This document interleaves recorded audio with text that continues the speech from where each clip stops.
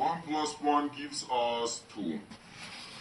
And 3 times 2 equals 6. So 6 divided by 6 is just 1. But this answer is not correct.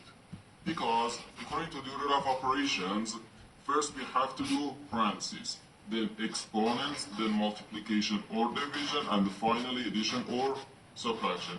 Remember that multiplication and division have equal priority and we have to work from left to right. And the same applies to addition and subtraction. In this expression, we have one division, one multiplication, and one parenthesis. Inside this parenthesis, we have one addition. Here we have a multiplication, because in mathematics, when a number is placed next to parentheses, it means multiplication, and we usually don't write the multiplication sign for brevity. Okay? So, according to the PEMDAS, first we have to do this parenthesis, then this division, and finally this multiplication. If we do this multiplication before this division, it is wrong.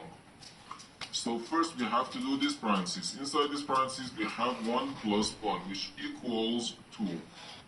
So 6 divided by 3, then times 2. Now we have one division and one multiplication. As I said, multiplication and division have equal priority and we have to work from left to right. So here first we have to do this division. 6 divided by 3 equals 2. So we have 2 times 2, which equals 4. And this is our final answer to this problem. The correct answer is 4.